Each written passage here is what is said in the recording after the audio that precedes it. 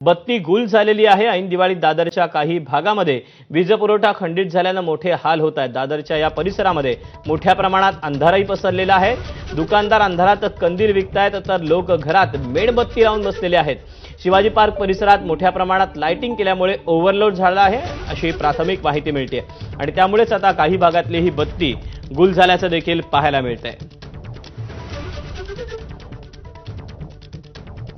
तेव्हा खरं तर हे असं चित्र क्वचितच मुंबईमध्ये पाहायला मिळतं, मात्र ऐन दिवाळीमध्ये हा संपूर्ण दादरचा परिसर आहे तो मात्र अंधारात गेल्याचं सध्या चित्र आहे।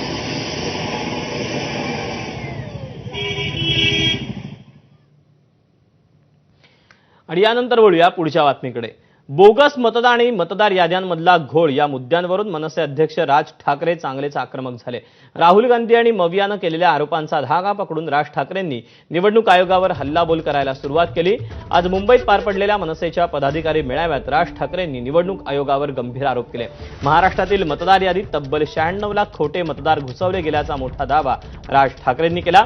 यासोबतच बोगस मतदारांवरून सत्ताधारी पक्षांच्या आमदारांनी केलेल्या आरोपांचा दाखलाही राज ठाकरेंनी दिला। याच मुद्द्यावरून राज ठाकरेंनी सत्ताधारी पक्षांनाही घेरलं।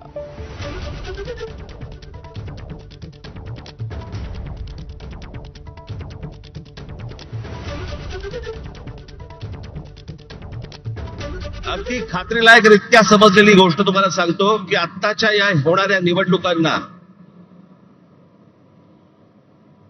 त्यांनी 1 जुलैला यादी बंद करून टाकली। त्याच्या अगोदर काही काम म्हणजे विधानसभेला तर होतेच भरलेले, त्याच्यानंतर जवळपास 96 लाख खोटे मतदार महाराष्ट्राच्या यादीत भरलेत। मुंबईमध्ये असेच 8, 8.5 लाख, 10 लाख, ठाण्यामध्ये असेच 8, 8.5 लाख, पुण्यामध्ये भरलेत, नाशिकमध्ये भरले, प्रत्येक शहरांमध्ये प्रत्येक गावागावामध्ये भरलेले आहेत। निवडणूक आयोगामध्ये घोळ आहे, निवडणूक आयोगाच्या यादीमध्ये घोळ आहे। हे बोलणारे कोण आहेत? आता आम्ही तर आहोत।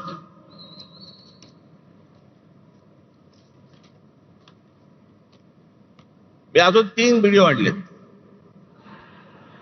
एक आहे सतीश चव्हाण, अजित पवार गट, दुसरे आहेत संजय गायकवाड, एकनाथ शिंदे गट, आणि तिसरे आहेत मंदा म्हात्रे, हे भाजपचे आहेत। हे तिघेही आमदार आहेत, हे तिघेही काय बोलतात ते ऐका। गंगापूर विधानसभा मतदारसंघात जवळपास 36,000 नावे दुबार आलेली आहेत। खरं तर मतदार यादीपासून ते निवडणूक निकाल लागेपर्यंत सगळे काम पारदर्शकपणे पार पडण्याचं काम हे निवडणूक आयोगानं करणं अपेक्षित आहे।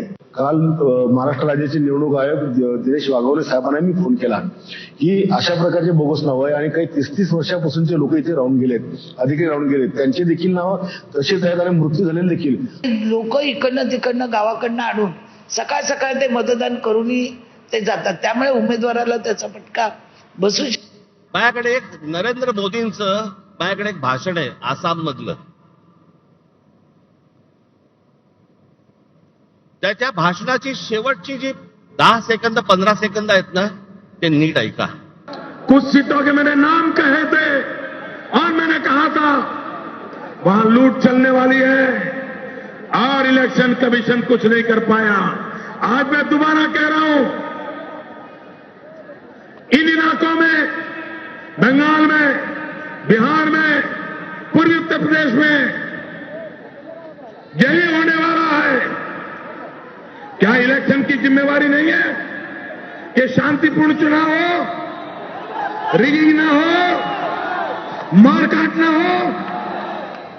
इतना सारा खर्चा हो रहा है, पूरा देश का मशीन आपके हाथ में है। प्रधानमंत्री से भी आपके पास इतने ज्यादा हक है, तो आप करते क्यों नहीं हो? क्या इरादा है आपका?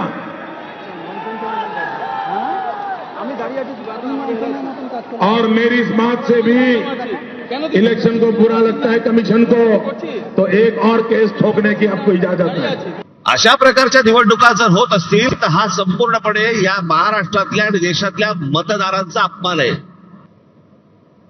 तुम्ही मत द्या नाही तर नका देऊ। मॅक्स फिक्सिंग झालेलं आहे, मॅच सेट आहे। हे कोणत्या प्रकारचं षडयंत्र, ही कोणत्या प्रकारची लोकशाही आहे? आणि नंतर सांगायचं नाही नाही ह्यांचा एकही आमदार निवडून नाही आला, ह्यांचा एकही खासदार निवडून नाही आला. अरे येईल कसा? जर मतदार याद्यांमध्ये तुमची गणितच जर समजा सगळी सेट करून ठेवणार असाल, तुम्ही मतदान करा नाही तर नका करू. रिझल्ट अगोदर ठरलेला आहे. हे ज्या निवडणुका घ्यायचं म्हणतायत ना, हे जोपर्यंत ही मतदार यादी पूर्णपणे स्वच्छ होत नाही, सर्व राजकीय पक्षांचं समाधान जोपर्यंत होत नाही, तोपर्यंत या महाराष्ट्रामध्ये निवडणुका घेऊनच दाखवा. या महाराष्ट्रातल्या निवडणुका शांततेने पार पाडायच्या असतील, पहिली ती मतदार यादी स्वच्छ करा.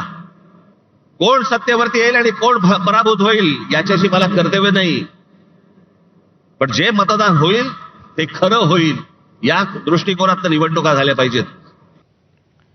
दरम्यान सत्ताधारी आमदारांवर राज ठाकरेंनी काय टीका केली आणि त्याला दरेकरांनी कसं प्रत्युत्तर दिलं ते आपण पाहूया.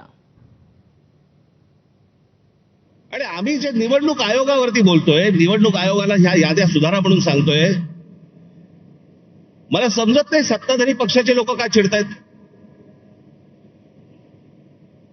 लागतंय ना कुठेतरी. आम्ही निवडणूक आयोगाला प्रश्न विचारले की सत्ताधारी उत्तर देतात. तुम्हाला कोणी विचारलं?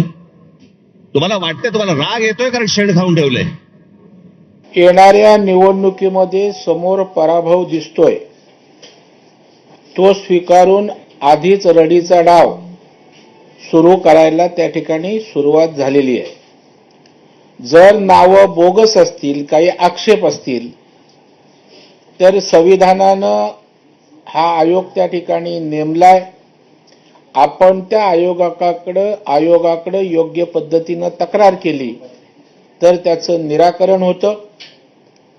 ते नाही तर आपल्याला डॉक्टर बाबासाहेब आंबेडकरांनी अधिकार दिलाय, न्यायव्यवस्था आहे, कोर्टातनं आपल्याला न्याय मिळू शकतो. मतदार यादीतील घोळावरून राज्यातील विरोधक एकवटले. बोगस मतदारांबाबत पुरावे देऊनही निवडणूक आयोग काही कारवाई करत नसल्यानं विरोधकांनी मोर्चाची हाक दिली. आज सेना भवनात सर्व विरोधी पक्षाच्या नेत्यांची पत्रकार परिषद पार पडली. यावेळी निवडणूक आयोगाविरोधात 1 नोव्हेंबरला रस्त्यावर उतरणार असल्याचा इशारा विरोधकांनी दिला. पुरावे देऊनही निवडणूक आयोग कारवाई करत नसल्यानं मोर्चाच्या माध्यमातून आयोगाच्या डोळ्यात अंजन घालण्याचा प्रयत्न करणार असल्याचं विरोधकांनी सांगितलं.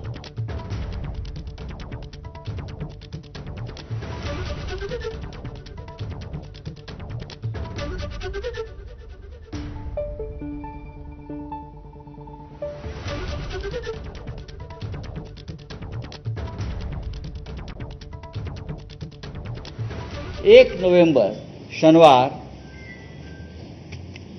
निवडणूक आयोगाच्या या मनमानी आणि भ्रष्ट कारभाराविरुद्ध मुंबईत सर्वपक्षीय विराट मोर्चा निघेल. महाराष्ट्राच्या जिल्ह्यातून गावागावातून मतदानाचा अधिकार गमावलेले लाखो लोक इथे येतील आणि मतदारांची ताकद जी आहे ही देशाच्या पंतप्रधानांना, गृहमंत्र्यांना, निवडणूक आयोगांना दाखवली जाईल. निवडणूक आयोगाने जिल्हाधिकाऱ्यांना आदेश दिलेले आहेत निवडणूक याद्या तपासण्याचा. याचा अर्थ निवडणूक आयोगाने हे मान्य केले की काहीतरी घोळ झालेला आहे. हे जर त्यांनी घोळ झालेला मान्य केला असेल तर तो घोळ त्याच्या लक्षात आलेला असून सुद्धा ते जर डोळेझाकपणा करणार असतील तर त्यांच्या डोळ्यात अंजन घालण्यासाठी 1 तारखेला शनिवारी तो मोर्चा सर्व विरोधी पक्षाच्या वतीने काढण्यात आलेला आहे. त्या मोर्चामध्ये महाराष्ट्र नवनिर्माण सेना पूर्णपणे ताकदीने सहभागी होणार आहे. पुढची बातमी आहे पुण्यातून. पुण्यातल्या शनिवार वाड्यात नमाज पठण करण्यात आल्याचा व्हिडिओ हा सोशल मीडियावर व्हायरल झाल्यानंतर राजकारण तापलं.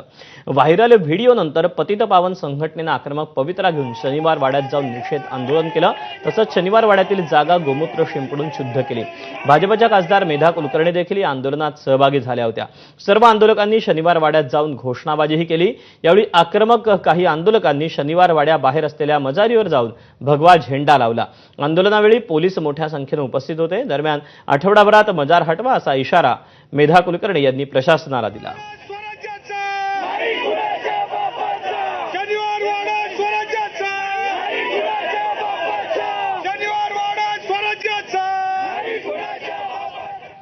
शनिवार